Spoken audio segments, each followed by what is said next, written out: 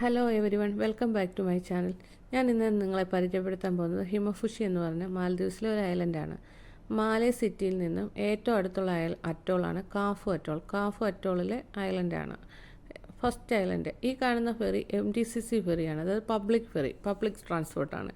ഇതാണ് ഇവിടുത്തെ lowest ബഡ്ജറ്റിലുള്ള boat കേട്ടോ, ഐലൻഡിലേക്ക് പോകാൻ ഐലൻഡ് ഫെറികൾ. അപ്പം നമുക്ക് പോകാം യാത്രയിലേക്ക്. ഈ ബോട്ട് ആദ്യം പോകുന്നത് ഹിമഫുഷി, പിന്നെ ഹുറ, ദെൻ തുളുസ്തു, പിന്നെ ദിഫുഷി. അങ്ങനെയാണ് ഇതിൻ്റെ ജേർണി എൻഡ് ചെയ്യുന്നത്. നമുക്ക് ഇതിൻ്റെ ടിക്കറ്റ് കൗണ്ടറിൽ നിന്ന് ടിക്കറ്റ് എടുത്തിട്ട് പോകാം കേട്ടോ. MTCC ഫെറി ടെർമിനൽ, എയർപോർട്ട് ടെർമിനലിൽ നിന്ന് അറിയപ്പെടുന്ന ഇവിടെ നിന്നാണ് നമ്മൾ ടിക്കറ്റ് എടുക്കുന്നത്. 22 മാൽദീവിയൻ റുഫിയ, അതായത് ഏകദേശം $1.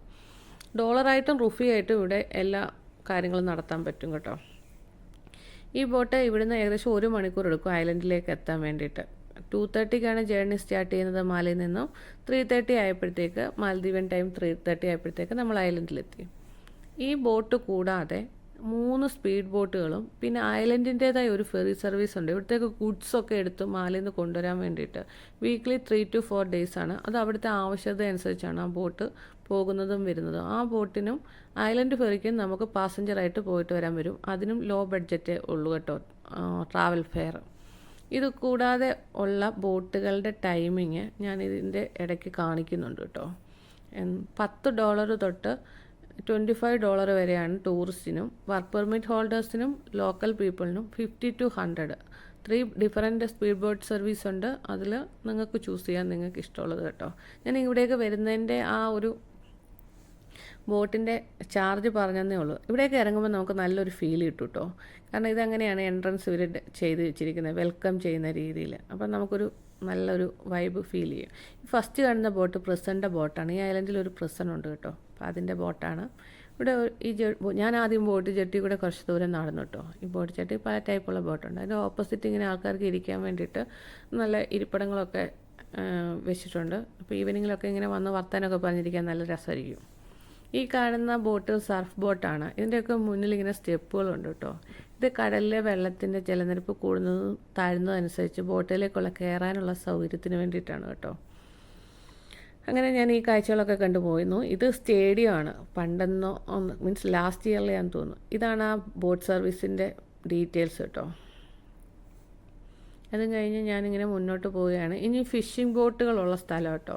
മാലദ്വീപിൻ്റെ പ്രധാന വരുമാന മാർഗ്ഗം എന്ന് പറയുന്നത് ഫിഷിങ്ങും ടൂറിസവും ആണല്ലോ. പൊതുവേ ഈ ലോക്കൽ ഐലൻഡുകളുടെ ആൾക്കാരുടെ ഒരു പ്രധാന വരുമാന മാർഗ്ഗമാണ്. അപ്പോൾ ഈ സൈഡ് മുഴുവൻ അങ്ങോട്ടങ്ങ് ഫിഷിംഗ് ബോട്ടുകളാണ് കേട്ടോ. ഇവർ ഫിഷ് കൊണ്ടുവന്നിട്ട് കട്ട് ചെയ്യുന്ന സ്ഥലമുണ്ട് കേട്ടോ. അതിവിടെ നല്ല ഭംഗിയിലാണ് അവർ സെറ്റ് ചെയ്തേക്കുന്നത്. അത് കാണാൻ നല്ല ഭംഗിയാണ്. നമുക്കന്ന് അതും കൂടെ കണ്ടിട്ട് തിരിച്ചു വരാം. കടലിലേക്ക് നോക്കി കേട്ടോ, പ്രത്യേകിച്ച് മത്സ്യങ്ങളൊന്നും കണ്ടില്ല. ഞങ്ങൾ മുന്നോട്ട് നടന്നു.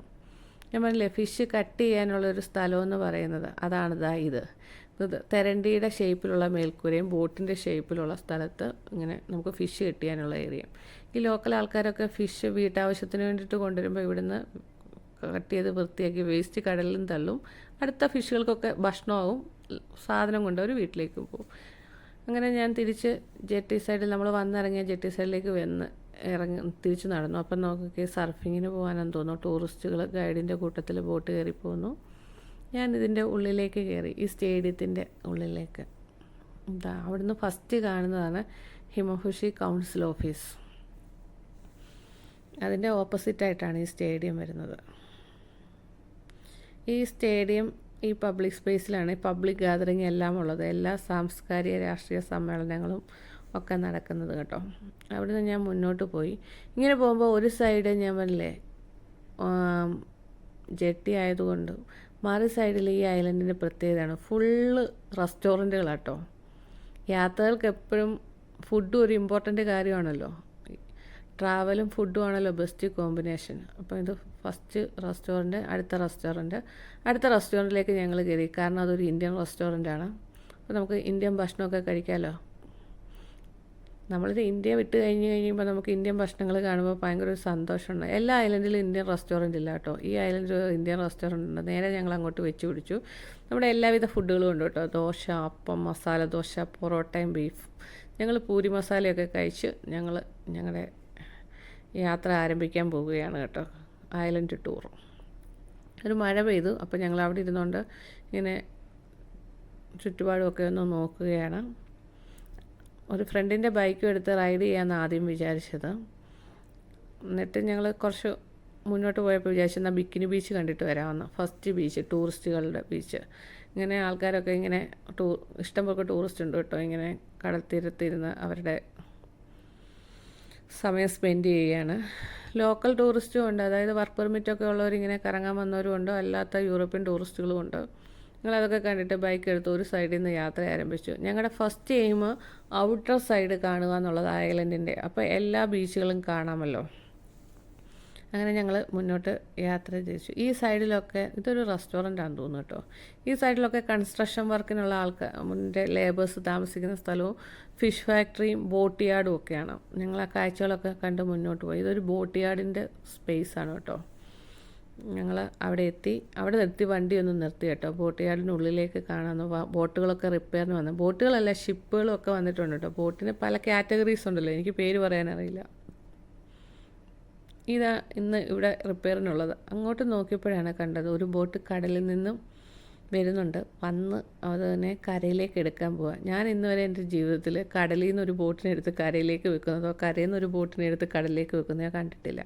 അത് കണ്ടപ്പോൾ ഞാൻ കുറച്ച് നേരം ഞങ്ങൾ അവിടെ നിന്നു കേട്ടോ. ഇത് മറൈൻ എക്യുപ്മെൻറ്റ്സ് വെച്ചിട്ട് എങ്ങനെയാണ് കടലിൽ നിന്ന് ബോട്ട് എടുക്കുന്നതെന്ന് അറിയാൻ വേണ്ടിയിട്ട് കുറേയേറെ നേരം സമയം വെയിറ്റ് ചെയ്തു കേട്ടോ. ഒരു 10-15 മിനിറ്റോളം. മുകളിൽ നിന്ന് ഒരാൾ ഇൻസ്ട്രക്ഷൻ കൊടുക്കുന്നുണ്ട്. മിഡിൽ ഡെക്കിലുള്ള ആൾ എന്തൊക്കെയോ കാര്യങ്ങൾ ഓടിക്കൂട്ടി ചെയ്യുന്നുണ്ട്. താഴെ നിൽക്കുന്ന ആൾക്കാർ അതനുസരിച്ച് ഫോളോയും ചെയ്യുന്നുണ്ട്. നമുക്കിതിനുള്ളിലേക്ക് കയറാൻ റെസ്ട്രിക്ഷൻ ഉണ്ട്. അതുകൊണ്ട് ഞങ്ങളും പുറത്ത് നിന്നിട്ട് ഇങ്ങനെ ക്യാമറയിൽ കൂടെ സൂം ചെയ്തിട്ടാണ് നോക്കുന്നത്. കാരണം ഞാൻ അങ്ങനെ ചിന്തിക്കാൻ കാരണം അതിൻ്റെ ആ മറൈൻ എക്യുപ്മെൻറ്റ്സിൻ്റെ സൈഡിലെ ലൈറ്റ് ബ്ലിങ്ക് ചെയ്യുന്നുണ്ട്. അപ്പോൾ ഞാൻ വിചാരിച്ചു ഉടനെ എടുത്ത് കരയിലേക്ക് വെക്കുമായിരിക്കുമെന്ന്. അതിൻ്റെ പ്രൊസീജിയർ എന്തുവാന്ന് എനിക്ക് അറിയത്തില്ലല്ലോ. ആദ്യമായിട്ട് കാണുന്നൊരു കാഴ്ചയാണ്ട് ക്യൂരിയോസിറ്റിയോടെ നോക്കിയിരുന്നു. കുറേ നേരം നോക്കിയിരുന്നു. ഒരു 10 മിനിറ്റോളം നോക്കി നിന്നിട്ടും ഒരു രക്ഷയില്ല. പിന്നെ ഞങ്ങൾ ആ ഇത് ഉപേക്ഷിച്ച് അടുത്ത സ്ഥലത്തേക്ക് പോയി. എൻ്റെ ഓപ്പോസിറ്റ് സൈഡിൽ ഇങ്ങനെ ആയിട്ടോ ബോട്ടുകളൊക്കെ റിപ്പയർ ഇങ്ങനെ ഉള്ളതിരിക്കുക. കട്ടപ്പുറത്തിരിക്കുന്നവർക്ക് എനിക്ക് ഫീൽ ചെയ്യുന്നത്. കട്ട പോൾക്ക് എന്തോ സാധനത്തിൻ്റെ മുകളിൽ ഇത് വെച്ചിരിക്കുന്നത്. അടുത്ത സ്ഥലത്തേക്ക് ചെന്നപ്പോൾ അതാ കണ്ടില്ലേ, ഹാഫ് വർക്ക് ചെയ്ത ഒരു ദോണി. അതും കഴിഞ്ഞിട്ട് ഞങ്ങൾ മുന്നോട്ട് നടന്നു. അപ്പോഴാണ് ഒരു വെഹിക്കിൾ പോകുന്നത് കണ്ടത്. അതിനുള്ളിൽ ബോക്സ് കണ്ടപ്പോൾ മനസ്സിലായി ഫിഷ് ഫാക്ടറിയിലേക്ക് പോകുന്നതാണ്. ഞങ്ങൾ അതിൻ്റെ തൊട്ട് പുറകെ വെച്ച് പിടിച്ചു. അത് ഫിഷ് ഫാക്ടറിയിലേക്ക് കയറിപ്പോയി. ഞങ്ങളും പോയി.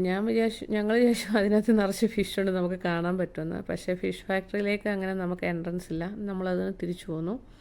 വീണ്ടും നമ്മൾ കടൽ തീരത്തെത്തി. ഇങ്ങനെ പണ്ടെന്നോ കടലിൽ ആരോ ഉപേക്ഷിച്ചതോ കേടായതോ ആയിട്ടുള്ളൊരു ബോട്ട് അവിടെ കിടപ്പുണ്ട്. തുരുമ്പ് പിടിച്ച് കേട്ടോ. ഞങ്ങളതിനെ കുറച്ച് സൂം ചെയ്തൊക്കെ കണ്ടു. ഇപ്പുറത്ത് പുതിയതായിട്ട് പണിയുന്ന ബോട്ടും ഉണ്ട് കേട്ടോ. ആ കാണുന്നതൊക്കെ റിസോർട്ട് ഐലൻഡുകളാണ് കേട്ടോ. അവിടുന്ന് ഞങ്ങൾ പിന്നെയും തീരം തേടി യാത്രയായി. ഇങ്ങനെ ഇടയ്ക്കിടയ്ക്ക് കട്ടപ്പുറത്ത് ബസ് ഇരിക്കുന്ന മാതിരി നമ്മുടെ നാട്ടിലെ പോലെ കട്ടപ്പുറത്തിരിക്കുന്ന ബോട്ടുകളും ഉണ്ട് കേട്ടോ. ഇനിയും പോകുന്നത് നമ്മൾ ഇവിടുത്തെ ലോക്കൽ ബീച്ചിലേക്കാണ്. ലോക്കൽ ബീച്ചിൽ ബിക്കിനി ഉപയോഗിക്കാൻ പാടില്ല കേട്ടോ. നോർമൽ ഡ്രസ്സുകളെ പാടുള്ളൂ. നല്ല ഭംഗിയുള്ള ബീച്ച് കേട്ടോ. എനിക്ക് ഭയങ്കര ഇഷ്ടമാണ് ഇത്. ഇവിടെ ആണെങ്കിൽ ഇങ്ങനെ ബാർബിക്യൂ വെക്കാനും നമുക്ക് ഈവനിങ്ങിൽ വന്നിരിക്കാനും ഒക്കെ ഇങ്ങനെ ചെയ്തിട്ടുണ്ട്. അതായത് വൺ ഡേ പിക്നിക്കിനൊക്കെ വരുന്നവർക്ക് ഇവിടെ നിന്ന് ഫുഡൊക്കെ ഉണ്ടാക്കി കഴിക്കും. ഇങ്ങനെ കണ്ടില്ലേ, ഐ ലവ് ഹിമഫുഷി എന്ന് അവർ എഴുതി വെച്ചിട്ടുണ്ട് കേട്ടോ. നല്ല ഭംഗിയാണ്. അവിടെ നിന്ന് ഫോട്ടോഷൂട്ടിനൊക്കെ. ഇന്നൊരു മഴക്കാറുള്ള ദിവസമാണെങ്കിലും ഞാൻ എൻ്റെ തലേദിവസം ചിത്രീകരിച്ചൊരു വീഡിയോ ഇതിനകത്തിൽ ആഡ് ചെയ്തേക്കുന്നത്. ഇത് നോക്കിക്കേ എത്ര മനോഹരമായ ഈവനിങ് ആണെന്ന്. സ്വിമ്മിങ്ങിനൊക്കെയുള്ള ആൾക്കാരുണ്ട്. ഇതാ നോക്കിക്കേ, അസ്തമയ സൂര്യൻ്റെ ആ ഭംഗിയിൽ ബീച്ച് കാണാൻ ഞങ്ങൾ കുറച്ച് ഷെല്ലൊക്കെ എടുത്ത് കുറച്ച് ഫോട്ടോഷൂട്ടൊക്കെ നടത്തിയായിരുന്നു കേട്ടോ. നല്ല ഭംഗിയാണ് കാണാൻ. ഇപ്പോൾ ദാ ലൈറ്റ് കുറവുള്ള സമയത്ത് നോക്കിക്കുക, മഴക്കാറുള്ള ദിവസം ഇങ്ങനെ ഇരിക്കും. ഞങ്ങൾ അവിടുന്ന് മുന്നോട്ട് യാത്ര ചെയ്യും കേട്ടോ. ഇങ്ങനത്തെ ലോക്കൽ ഐലൻഡുകളിലൊക്കെ വേറെ ഐലൻഡുകളിൽ നിന്നൊക്കെ ആൾക്കാർ ഇങ്ങനെ പിക്നിക്കായിട്ടൊക്കെ വരാറുണ്ട് കേട്ടോ. 2 ടൈപ്പുള്ള ടൂറിസം ഉണ്ട്. ലോക്കൽ ടൂറിസം ഉണ്ട്, അല്ലാത്ത വിദേശത്തു നിന്നുള്ള ആൾക്കാർ വരുന്ന ടൂറിസം ഉണ്ട്. ഇത് ലോ ബഡ്ജറ്റ് മാൽദീവ്സ് വിസിറ്റ് ചെയ്യാൻ പറ്റിയ ഐലൻഡുകളാട്ടോ. മാലയ്ക്ക് തൊട്ടടുത്തുമാണല്ലോ. ഇവിടെ ഒരുപാട് ഗസ്റ്റ് ഹൗസുകളും ഉണ്ട്. ഇനി നമ്മൾ അടുത്തത് പോകുന്നത് സർഫിംഗ് പോയിന്റിലേക്കാണ് കേട്ടോ. ഇവിടെ നല്ല സർഫിംഗ് കോമ്പറ്റീഷനൊക്കെ നടക്കുന്ന ഒരു ഐലൻഡാണ്. അപ്പോൾ സർഫിങ്ങിന് വേണ്ടിയിട്ടുള്ള ഒരു സ്ഥലമാണ് ഇവിടെ ഇൻസ്ട്രക്ഷൻസൊക്കെ ഇങ്ങനെ എഴുതി വെച്ചിട്ടുണ്ട് കേട്ടോ. എമർജൻസി നമ്പേഴ്സും എല്ലാം ഇവിടെ ഇങ്ങനെ ഓൾറെഡി ഡിസ്പ്ലേ ചെയ്തിട്ടുണ്ട്. ഞങ്ങൾ ഇതിനുള്ളിലേക്ക് കയറി. എമർജൻസി നമ്പേഴ്സൊക്കെ എഴുതിയേക്കുന്നത്. പിന്നെ വേസ്റ്റ് ഇടാനുള്ള സ്ഥലം. ദാ ഇവിടെയൊക്കെ ഇങ്ങനെ ഇരുന്ന് പണ്ടങ്ങോ ആരോ വന്നു പോയിട്ട് കോറൽസ് വെച്ച് മാലയൊക്കെ ഉണ്ടാക്കി വെച്ചിരിക്കുന്നു. ഇത് രാവിലെയും വൈകുന്നേരങ്ങളൊക്കെ ഇവിടെ വെറുതെ വന്നിരിക്കാനും നല്ല രസം കേട്ടോ. സർഫ് ബോർഡിൻ്റെ രീതിയിലുള്ള സിറ്റിംഗ് ഏരിയ ഒക്കെയാണ് വെച്ചിരിക്കുന്നത്. ഞാൻ പറഞ്ഞില്ല ഇവിടെ സർഫിങ് കോമ്പറ്റീഷനൊക്കെ നടത്തുമെന്ന്. അപ്പോൾ അതൊക്കെ ആൾക്കാർക്ക് കാണാൻ വേണ്ടിയിട്ട് ഇങ്ങനെ റെസ്റ്റ് ഏരിയ അവർ ഉണ്ടാക്കി വെച്ചിട്ടുണ്ട് കേട്ടോ. ഞങ്ങളും അതിൻ്റെ മുകളിലേക്ക് കയറി കുറച്ച് ഫോട്ടോ ഒക്കെ എടുക്കാൻ വേണ്ടിയിട്ട്. പക്ഷേ എന്ത് ചെയ്യാനാ, ക്ലൈമറ്റ് കൊള്ളാത്തതുകൊണ്ട് അത്ര വ്യൂ ഭംഗിയില്ല കേട്ടോ ഫോട്ടോയ്ക്ക്. ഇന്ന് വേവ്സ് ഒന്നും ഇല്ലാത്ത ദിവസമാണ്. എനിക്ക് അറിയില്ല ഏത് മാസമാണ് സർഫിങ്ങിന് ആൾക്കാർ പൊതുവെ സെലക്ട് ചെയ്യുന്നത്. അവിടെ നിന്ന് ഇറങ്ങിയപ്പോൾ കണ്ട കാഴ്ച കേട്ടോ, ഒരുപാട് ഷെല്ലുകൾ, ജീവനുള്ള ഷെല്ലുകൾ. അതുങ്ങളിങ്ങനെ നടക്കുകയാണ് കേട്ടോ. എന്താ 2 ഷെല്ലുകൾ തമ്മിൽ എന്തൊക്കെയോ സംസാരിച്ചിട്ട് പോകുന്നു. എനിക്ക് ഭയങ്കരമായിട്ട് ഇഷ്ടപ്പെട്ടു. ഇങ്ങനെ കൂളായിട്ട് ചെറിയ വേവ്സൊക്കെ ഉള്ളപ്പോൾ ഈ കടത്തീരത്തിരിക്കുമ്പോൾ ഒരുപാട് ഷെല്ലുകൾ ഇങ്ങനെ മൂവ് ചെയ്യുമ്പോൾ ഇവർ തമ്മിൽ കൂട്ടിമുട്ടുന്ന ഒരു സൗണ്ടുണ്ട്. ഒരു പ്രകൃതിയുടെ ഒരു മനോഹരമായ സൗണ്ട് കേട്ടോ. നമുക്ക് നല്ല കൂൾ എഫക്റ്റ് കിട്ടും ഇങ്ങനെ കടത്തീരത്ത് നോക്കിയിരിക്കുമ്പോൾ ഇത് തമ്മിൽ കൂട്ടിമുട്ടുന്ന സൗണ്ടും കൂടെ. എനിക്ക് പേഴ്സണലി ഇഷ്ടം കേട്ടോ. നല്ല പീസ്ഫുൾ മൈൻഡ് കിട്ടും നമുക്കവിടെ ഇരിക്കുമ്പോൾ. ഞങ്ങളങ്ങനെ അവിടുത്തെ കുറച്ച് കാഴ്ചകളൊക്കെ കണ്ടതിന് ശേഷം ബാക്കി കാഴ്ചകൾ കാണാൻ വേണ്ടി പോകട്ടോ. ഇത് ഇനി ഇവിടുന്ന് അങ്ങോട്ട് നമുക്ക് ബൈക്ക് ഓടിച്ച് പോകാൻ പറ്റത്തില്ല, റിട്ടേൺ അടിച്ച് തന്നെ വേണം ഐലൻഡ് കാണാൻ പോകാൻ വേണ്ടിയിട്ട്. ഈ കാണുന്നത് ഇവിടുത്തെ ജയിലാണ് കേട്ടോ. ഈ കാണുന്ന ഭാഗങ്ങളെല്ലാം മണ്ണിട്ട് നികത്തിയതാണ്. മണ്ണിട്ട് നികത്തി എക്സ്റ്റെൻഡ് ചെയ്തെടുത്ത സ്ഥലങ്ങളാണ് കേട്ടോ. ഇവിടെ എല്ലാം വഴിവിളക്കുകളൊക്കെ സ്ഥാപിച്ചിട്ടുണ്ട് കേട്ടോ. സൂര്യപ്രകാശത്തിൽ പ്രകാശിക്കുന്ന ലൈറ്റുകൾ. പകലത്തെ സൂര്യപ്രകാശം എടുത്തിട്ട് രാത്രിയിൽ അത് സ്വയം കത്തും. ഇങ്ങനെ ഞങ്ങൾ മുന്നോട്ട് പോവുകയാണ്. ഇതൊക്കെ കുറച്ച് നാൾ കഴിയുമ്പോൾ ഇവിടുത്തെ കൗൺസിൽ ഡിവൈഡ് ചെയ്ത് ആൾക്കാർക്ക് കൊടുക്കും വീട് നിർമ്മിക്കാൻ വേണ്ടിയിട്ട് കേട്ടോ. അങ്ങനെയാണ് ഓരോ ഐലൻഡും എക്സ്റ്റെൻഡ് ചെയ്ത് കഴിയുമ്പോൾ. ആദ്യം കുറേ നാൾ മണ്ണിട്ട് വെക്കും, പിന്നെ കുറച്ച് കഴിയുമ്പോൾ ഇത് ആൾക്കാർക്ക് ഡിവൈഡ് ചെയ്ത് കൊടുക്കും. ഇത് ഇവിടുത്തെ എന്തോ ഒരു ഗവൺമെൻറ് സ്ഥാപനമാണ് കേട്ടോ. അതും കണ്ടിട്ട് ഞങ്ങൾ പോയി. ഈ കാണുന്ന ഓപ്പൺ ജിം ഇന്ത്യ മാലദ്വീപ്സിന് ഗിഫ്റ്റ് കൊടുത്തതാണ്. അപ്പം ആ ഷെയറിൽ അവർ പണിതതാണ്. ഇത് ഇവിടുത്തെ ഒരു ഫുട്ബോൾ ഗ്രൗണ്ടാണ്. ഇവിടെ ഇങ്ങനത്തെ ലോക്കൽ ഐലൻഡുകളിലെല്ലാം ഇവരുടെ ഫേവറേറ്റ് ഗെയിം ഫുട്ബോളാണ് കേട്ടോ. സ്കൂൾ തൊട്ട് നല്ല ബിഗ് കോമ്പറ്റീഷനും പ്രാക്ടീസും ഒക്കെ ഉണ്ട്. ഐലൻഡ് കോമ്പറ്റീഷനും ഫുട്ബോൾ ക്ലബ്ബ് കോമ്പറ്റീഷനും ഒക്കെ ഉണ്ട്. ഇപ്പം നമ്മൾ കണ്ടുകൊണ്ടിരിക്കുന്നത് ഇവിടുത്തെ സ്കൂളാണ്, പ്രീ സ്കൂൾ. നല്ല ഭംഗിയുണ്ട്, പാർക്ക് പോലെ തോന്നും. പിള്ളേർക്കൊക്കെ ഇഷ്ടപ്പെടും അപ്പോൾ സ്കൂളിൽ വരാൻ. ഇത് പ്രീ സ്കൂളിനോട് ചേർന്നിട്ടാണ് വലിയ സ്കൂൾ. ഇവിടെ 1ാം ക്ലാസ് മുതൽ 10ാം ക്ലാസ് വരെ ഉണ്ട്. ഇവിടെ ഒരുപാട് ഇന്ത്യൻ ടീച്ചേഴ്സ് വർക്ക് ചെയ്യുന്നുണ്ട്. അങ്ങനെ സ്കൂളും കണ്ടിട്ട് മുന്നോട്ട് പോവുകയാണ്. സ്കൂളിൻ്റെ ഓപ്പോസിറ്റായിട്ട് കേട്ടോ വെയിറ്റിംഗ് ഷെഡുണ്ട്. നല്ല ഭംഗിയുണ്ട് കേട്ടോ. നോക്കിക്കേ, നല്ല വെയിറ്റിംഗ് ഷെഡ്. കുട്ടികൾക്ക് സ്കൂൾ വിട്ടിട്ട് പോകാനും വരാനും വന്നെന്ന് തോന്നുന്നു. അവിടെ ഇരിക്കാമല്ലോ. അങ്ങനെ ഞങ്ങൾ മുന്നോട്ട് പോയി കാഴ്ചകളൊക്കെ നോക്കിയിട്ട് ഇവിടെ ഒന്നും പ്രത്യേകിച്ചൊന്നും കാണാനില്ല കേട്ടോ. അപ്പോൾ ഞങ്ങൾ കുറച്ചുകൂടെ മുന്നോട്ട് പോയി. ഇവിടെ ഇതൊരു ഡി അഡിഷൻ സെൻ്ററാണെന്ന് തോന്നുന്നു, ഡ്രഗ് ഡി അഡിഷൻ സെൻറ്റർ. അവിടെ ഉണ്ട് കേട്ടോ ഇന്ത്യൻ നഴ്സുമാർ. അവിടെ ഞങ്ങൾ കുറച്ചുകൂടെ മുന്നോട്ട് പോയി. ഇപ്പം ഒരു വോളിബോൾ കോർട്ട് കണ്ടു കേട്ടോ. അല്ലാതെ പ്രത്യേകിച്ചൊന്നും കാണാനില്ലാത്തതുകൊണ്ട് ഞങ്ങൾ വീണ്ടും തിരിച്ച് യാത്ര ആരംഭിച്ചു. റിട്ടേൺ അടിച്ചു പോയി ബീച്ചുള്ള സൈഡ് നോക്കിയിട്ട്. നമ്മളൊരു 1 ഡേ ട്രിപ്പൊക്കെ ഒരു ഐലൻഡ് പോകുമ്പോൾ മാക്സിമം അവിടെ കാണുക എന്നതാണല്ലോ ലക്ഷ്യം. അതുകൊണ്ട് പിന്നെയും നമ്മൾ പോയി ബീച്ചുള്ളിടത്തേക്ക്. ഇനിയിപ്പോൾ ഇങ്ങോട്ട് കാണുന്ന സ്ഥലങ്ങളൊക്കെ മനോഹരം കേട്ടോ. ഇവിടെ ഇങ്ങനെ ഒരുപാട് കൂടാരങ്ങളൊക്കെ നിർമ്മിച്ച് വെച്ചിട്ടുണ്ട്. അവിടെ ഇരിക്കാനുള്ള സൗകര്യങ്ങളൊക്കെ ഉണ്ട്. ഇങ്ങനെ ഒരു ഐലൻഡിൽ നിന്ന് മറ്റേ ഐലൻഡിലേക്കൊക്കെ ആൾക്കാർ പിക്നിക്ക് പോലൊക്കെ വരും കേട്ടോ. അപ്പോൾ ഇവിടുന്ന് തന്നെ ഫുഡൊക്കെ ഉണ്ടാക്കി അവർ കഴിച്ചു പോകും. ചിലർ ഫുഡുമായിട്ട് വന്ന് കഴിക്കും. അങ്ങനെയൊക്കെ ഒരുപാട് ആൾക്കാർക്ക് ഒന്നിച്ച് ഗാദർ ചെയ്യാൻ പറ്റുന്ന പോലൊക്കെ ഇവിടെ സെറ്റ് ചെയ്തേക്കുന്നത്. കുട്ടികളൊക്കെ അവിടെ ഇരുന്ന് കളിക്കുന്നുണ്ട്. ഈ കാണുന്നതാണ് ഇവിടുത്തെ ചെയർ കേട്ടോ. ജോളി എന്നാണ് പറയുന്നത്, ഇങ്ങനെ ഓപ്പൺ ഏരിയയിലിടുന്നത്. ഞങ്ങളിതൊക്കെ കണ്ടിട്ട് പോയി. ഇവിടെ ഒരു റെസ്റ്റോറൻ്റ് ഉണ്ട് കേട്ടോ. ഇനി ഞാൻ നിങ്ങളെ കാണിക്കുന്നത് ഇവിടെ ടൂറിസത്തിൻ്റെ ഒരു ശൈലിയാണ്. ഈ ഗസ്റ്റ് ഹൗസുകൾ ഓൾമോസ്റ്റ് കടലിനോട് ചേർന്നിട്ടായിരിക്കും കേട്ടോ. കടലിൻ്റെ വ്യൂ കിട്ടുന്ന മാതിരി ആയിരിക്കും. അതായത് ഇവിടുത്തെ ഒരു ഗസ്റ്റ് ഹൗസാണ്. അപ്പം അതിനുള്ളിൽ കൂടെ നമ്മൾ ബീച്ചിലേക്ക് പോകുന്നതാണ് കാണിക്കുന്നത്. അതിൻ്റെ ഫ്രണ്ടിൽ ഇങ്ങനെ കേട്ടോ ഇൻഡോർ ഔട്ട്ഡോർ ഫുഡ് കഴിക്കാനുള്ള ഫെസിലിറ്റി ഉണ്ട് കേട്ടോ ഇവിടെ. ഞങ്ങൾ ഇതിനുള്ളിൽ കൂടെ അകത്തേക്ക് പോയി. ഇവിടം തൊട്ട് അങ്ങോട്ട് ബിക്കിനി ബീച്ചാണ്. ടൂറിസ്റ്റുകൾക്ക് ബിക്കിനി യൂസ് ചെയ്യാൻ പറ്റും. ഇത് തന്നെ നല്ലതായിട്ട് സെറ്റ് ചെയ്തിട്ടുണ്ട്, ഫോട്ടോഷൂട്ടിനൊക്കെ നല്ലതാട്ടോ. പിന്നെ ഇവിടെ സർഫിംഗ് ബോർഡും ജെറ്റ് സ്കിയും ഒക്കെ ഇരിക്കുന്നത് കണ്ടു. നമുക്ക് ഈ ഗസ്റ്റ് ഹൗസ് ബുക്ക് ചെയ്യുമ്പോൾ നമുക്ക് വേണ്ട വാട്ടർ സ്പോർട്സ് ആക്ടിവിറ്റീസ് അതിൻ്റെ കൂട്ടത്തിൽ ചൂസ് ചെയ്യാം. പലതിനും പല റേറ്റാണ്. ഇവിടെ ഈ ഐലൻഡിൽ 500 മാൽദീവിയൻ റുപ്യ തൊട്ട് 1200 മാൽദീവിയൻ റുപ്യ വരെയുള്ള ഗസ്റ്റ് ഹൗസുകളുണ്ട് കേട്ടോ.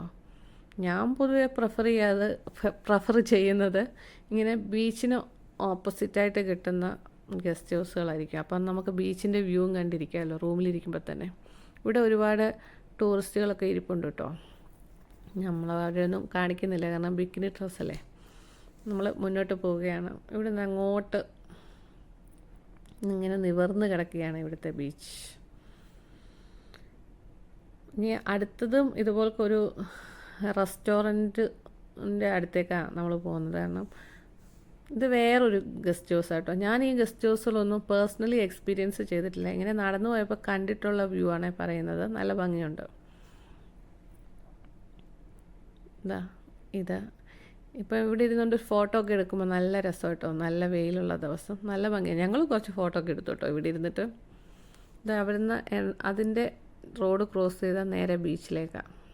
അവിടെ ഇങ്ങനെ വലിയ ശംഖൊക്കെ അവർ ഉണ്ടാക്കി വെച്ചിട്ടുണ്ട്, ഫോട്ടോ എടുക്കാനാണെന്ന് തോന്നുന്നു. അതും കഴിഞ്ഞിട്ട് ഞങ്ങൾ മുന്നോട്ട് പോയി.